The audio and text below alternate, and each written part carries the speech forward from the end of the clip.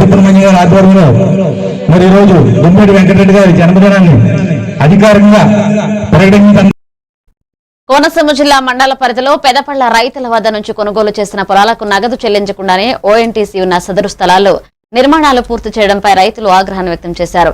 పెదపళ్ల Mandapeta gas collection centre ONGC site వద్ద వారు నిరాహార దీక్ష చేపట్టారు. వెంటనే పనులు నిలిపివేయాలని నినాదాలు చేశారు. తమకు రావాల్సిన నగదును చెల్లించకుండా తమ ఆస్తులపై పెత్తనం చెలాయించడం సరికాదన్నారు. రిజిస్ట్రేషన్ పూర్తి కాకుండానే తమ భూములపై అజమాయిషీ చేయడం రాజ్యాంగ విరుద్ధమన్నారు. ఈ కార్యక్రమంలో పాపారావు, సత్యనారాయణ, శ్రీధర్, వెంకటేశ్వరరావు, కృష్ణమూర్తి, జనార్దన, ప్రకాష్, ప్రసన్న, బొబ్బ, యేసుబాబు, కృష్ణవేణి, అనంతలక్ష్మి, ప్రవల్లిక, ఉమామహేశ్వరి రైతులు పాల్గొన్నారు.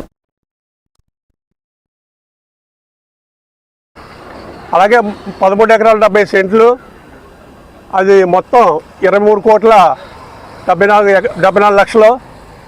అది ఓజీసీ వారు నెలలు పడితే 2 నెలలు పడతాయని అలాగే కాలయాపన చేసి మమ్మల్ని తిప్పుకోవడం. ఓఎన్జీసీకి మా దగ్గర లీజుకి తీసుకుని 15 సంవత్సరాలు అయింది. తర్వాత 3 సంవత్సరాల క్రితం మా దగ్గర నుంచి అవుట్ రైట్గా పర్చేజ్ చేశారు. వాళ్ళు పర్చేజ్ చేసిన సొమ్ము ఇప్పటివరకు మాకు చేరలేదు. 3 సంవత్సరాల నుంచి.